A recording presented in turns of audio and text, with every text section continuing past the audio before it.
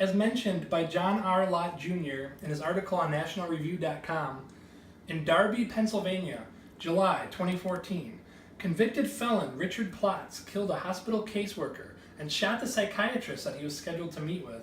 Fortunately, the psychiatrist was a concealed handgun permit holder and was able to critically wound Plotz. Plotz was still carrying 39 bullets and could have injured or killed many other people. This is just one example where a responsible person carrying concealed saved lives.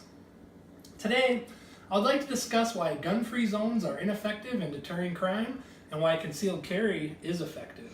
Or, quite simply, gun-free zones don't save lives. Right to carry laws do.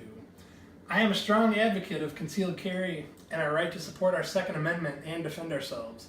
I've done extensive research on gun control and reviewed statistics on gun-free zones and the correlation between crime occurring in these locations. I will provide evidence that almost all mass shootings take place in gun-free locations because law-abiding permit holders are not allowed to carry. Every law-abiding U.S. citizen has the right to feel safe. For many, that means that they legally obtain a firearm. People who are anti-gun believe that the Second Amendment should be removed, that people do not have the right to bear arms, since guns cause unnecessary violence and deaths.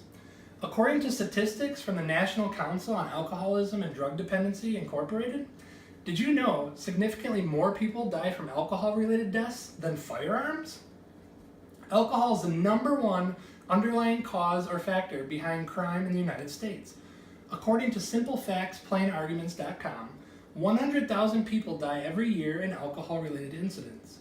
In 2015, nearly 88,000 people died in America as a direct result of excess alcohol abuse.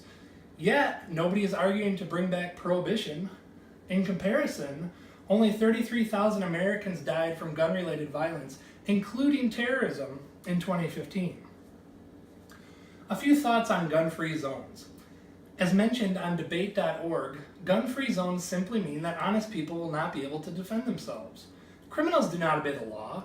It is truly as simple as that. If they are going to commit a crime against a person, then they are not going to follow the rules about a gun-free zone. What this does is disarm honest people who do follow the rules, people who could possibly stop a threat that may occur in these locations. Would you rather have one person holding a gun on others because everyone else followed the rules? Or would you rather have several people who are legally carrying their guns be able to have access to their own weapons in a situation like this?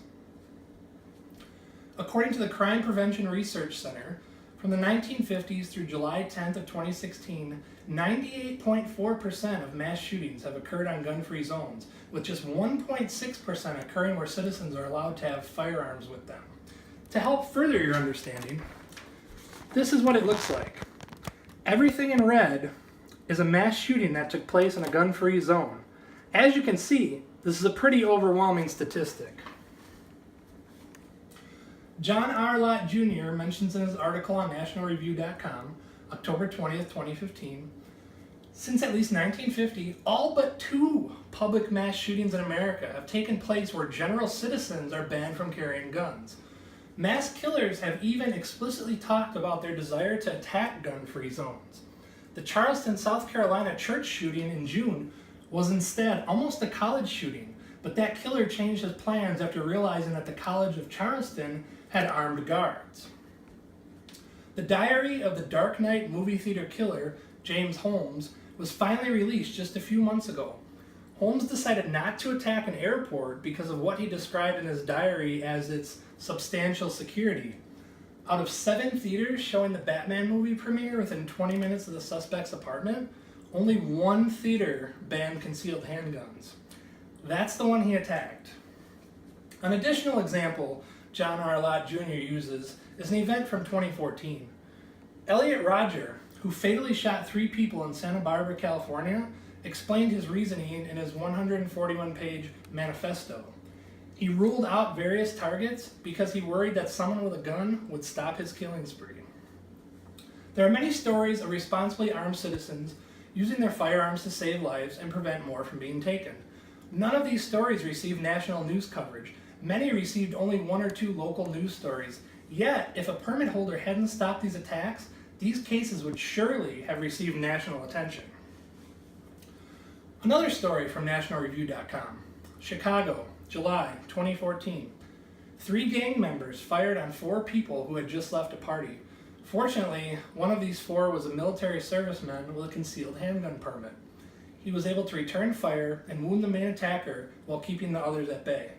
The UK's Daily Mail reported the night might have had a very different outcome had the incident occurred a year earlier, before Illinois' concealed handgun law was passed.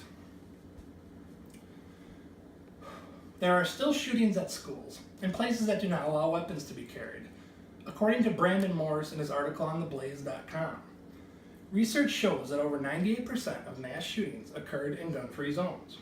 Brandon also mentions, very recently, state lawmakers have begun moving to eliminate gun-free zones in various places, including 2 bills introduced into the Florida Senate and House that allows for carry within airports and government buildings, as well as one in Kentucky to allow firearms to be carried in schools. I believe the evidence supports the notion that gun-free zones do not mean the location is safe, and quite the opposite is true. These locations are inviting to criminals. It is not the concealed carry permit holders that we need to worry about, which is what gun-free zones are essentially saying, by not allowing anyone to be armed there. Not just anyone can get a concealed carry permit. There is a process and training involved. In Wisconsin, you must take a firearm safety course or have taken a hunter safety course previously. I took hunter safety years ago, but I also decided to take the concealed carry course because it doesn't hurt to learn all you can on the topic. They provide you with excellent background on the carry laws and hands-on firearm safety, such as handling the weapons, working the action, focusing on treating all firearms as if they are loaded. This is very important. Deciding to carry a firearm requires great responsibility and the mindset of knowing that you are not to use your weapon unless you or someone else's life is in immediate danger. Typical permit holders are responsible individuals that took the time to go through the process of earning their carry permit. If anything, this should make us feel safer in the event a crime does occur and ourselves or our loved ones are in danger. Most of the time, we don't even know if someone is carrying or not. When done correctly, nobody will even notice. John R. Lott Jr. further proves his point in his article on nationalreview.com by stating, "You have to realize how exceptionally law-abiding most permit holders are.